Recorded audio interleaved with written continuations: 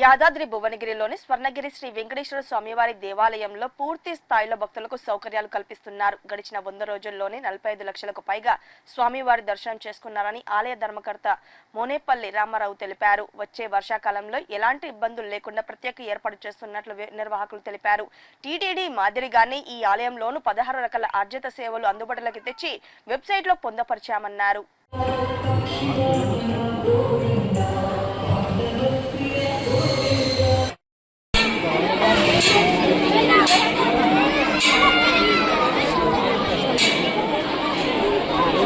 నిదర్శనం ఏంటో తెలుసా?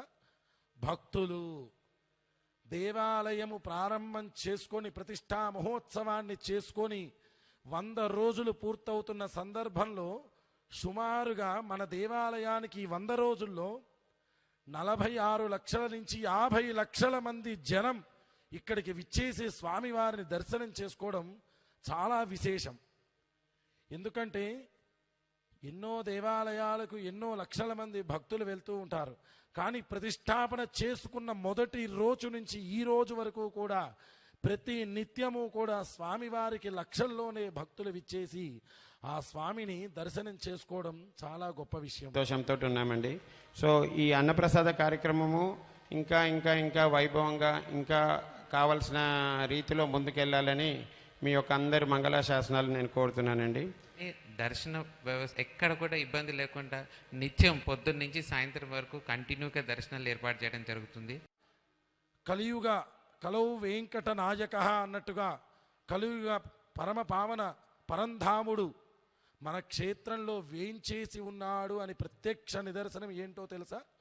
భక్తులు దేవాలయము ప్రారంభం చేసుకొని ప్రతిష్టా మహోత్సవాన్ని చేసుకొని 100 రోజులు పూర్తవుతున్న సందర్భంలో సుమారుగా మన దేవాలయానికి 100 రోజుల్లో 46 లక్షల నుంచి 50 లక్షల మంది జనం ఇక్కడికి విచ్చేసి స్వామివారిని దర్శనం చేసుకోవడం చాలా విశేషం.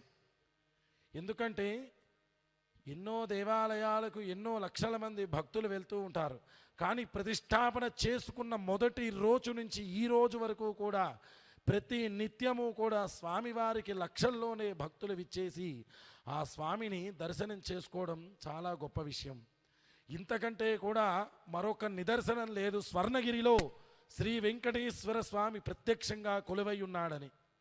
అలాగే మన దేవాలయంలో ప్రతినిత్యము కూడా స్వామివారికి షోడశ కళానిధికి షోడశ ఉపచార సేవలు అన్నట్టుగా ఉదయాన్నే 5 గంటలకు సుప్రభాత సేవ, అట్లాగే సహస్రనామార్చన, తోమాల సేవ, అష్టదళ పాదపద్మార్చన, తిరుప్పావడ సేవ, అట్లాగే ప్రతినిత్యము స్వర్ణగిరి క్షేత్రంలో మనము స్వామివారి నిత్య కళ్యాణ మహోత్సవాన్ని కూడా నిర్వహించుకుంటూ వస్తున్నాము.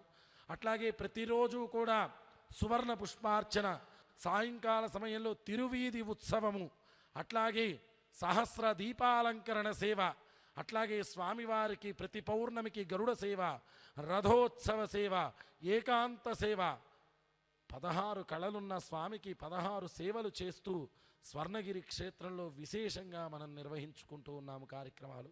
అట్లాగే మన దేవాలయానికి భాగ్యనగరం నుంచే కాకుండా తెలంగాణ, అట్లాగే ఆంధ్రప్రదేశ్, తమిళనాడు, కర్ణాటక, కేరళ, వివిధ దేశాల నుంచి కూడా మొన్న మన దేవాలయానికి థాయిలాండ్ నుంచి 8 మంది విదేశస్తులు కూడా విచ్చేసి స్వామివారిని విశేషంగా దర్శనం చేసుకొని మనతో మాట్లాడడం జరిగింది. ఇక్కడ ఉన్నటువంటి ఆ స్వామిని చూస్తే స్వర్ణగిరి సువర్ణమూర్తిని దర్శనం చేసుకుంటే 2 కళ్ళు సరిపోవడం లేదు అని చెప్పి వారు వాళ్ళ భాషలో మనకు తెలియజేయడం జరిగింది. అంత విశిష్టంగా స్వామివారి ఇక్కడ కొలువై ఉన్నారు. ప్రతినిత్యము కూడా వచ్చినటువంటి భక్తులు ఎవరికీ కూడా ఎటువంటి అసౌకర్యాలు లేకుండా వారికి అన్ని రకాల సదుపాయాలను ఇక్కడ ఏర్పాటు చేస్తూ వారికి కావలసినటువంటి అన్ని రకాలుగా మంచినీళ్లు కానివ్వండి, అన్నదానం కానివ్వండి, అన్ని రకాలుగా ఇక్కడ ఏర్పాటు చేస్తూ స్వామివారికి విశేషంగా ఇక్కడ మనం భక్తులందరినీ కూడా ఆ దర్శనార్థం తీసుకుంటూ ఉన్నాము. హ్యాపీగా స్వామిని సేవించుకుంటున్నాము. సో ఈ స్వామిని నిత్యము 16 సేవలు స్వామికి సేవించుకుంటూ అదేవిధంగా ఫెసిలిటీ ఈ స్వర్ణగిరికి విచ్చేసిన భక్తజనులకి ఫెసిలిటీ అండ్ సేవా అవకాశాలు ఇవన్నిటి మీద డైలీ అంటే డైలీ అని కూడా అనలేము, హవర్లీ అప్డేట్స్ తీసుకొని ఎంత ఫాస్ట్ నిర్ణయాలు తీసుకొని అంత మెరుగుపరచాలన్న తపనతోటి డే 1 నుంచి కూడా సంకల్పించి కృషి చేస్తున్నాము. ఎల్లప్పుడూ స్వామిని సేవించుకోవాలన్న సంతోషంతో ఉన్నామండి. సో ఈ అన్నప్రసాద కార్యక్రమము ఇంకా ఇంకా ఇంకా వైభవంగా ఇంకా కావలసిన రీతిలో ముందుకెళ్ళాలని మీ యొక్క అందరి మంగళాశాసనాలు నేను కోరుతున్నానండి. దర్శన వ్యవస్థ ఎక్కడ కూడా ఇబ్బంది లేకుండా నిత్యం పొద్దున్న నుంచి సాయంత్రం వరకు కంటిన్యూగా దర్శనాలు ఏర్పాటు చేయడం జరుగుతుంది. ఈ వర్షాకాలాన్ని కూడా వాళ్ళందరికీ వర్షంలో ఇబ్బంది లేకుండా ఉండడానికి ఇమీడియట్గా ఒక షెడ్ ఏర్పాటు చేయడం జరుగుతుంది. ఇప్పుడు ఒక water proof working on it. So తప్పకుండా రాబోయే రోజుల్లో ఇంకా మెరుగైన సదుపాయాలు భక్తులందరికీ అందిస్తామని చాలా ఒక this is going to be agenda. Next మనం చేయాల్సిన కార్యక్రమంలో మెయిన్ అజెండా ఇస్ భక్తులకు సౌకర్యాలు కంపల్సరీ అన్నీ అందించాలి. ఇంతటి అద్భుతమైనటువంటి ఆలయం వచ్చింది, నేనే ఆశ్చర్యపోయాను. తర్వాత ఇది సమాజానికి అంకితం కాబట్టి దేవుడు నాకు ఏమనవర్థం అనిపించిందంటే ఒక దైవ కార్యానికి నన్ను ఎన్నుకున్నాడు అన్నటువంటి అనిపించింది. దాన్ని నేను పూర్తి చేస్తున్నాను అనుకున్నాను. మనసా వాచా కర్మేణ చేసిన తర్వాత ఇలాంటి దేవాలయం జరిగింది. ఇది పరిస్థితి, ఇది కట్టడానికి ఉన్నటువంటి సందర్భము, విషయం అది.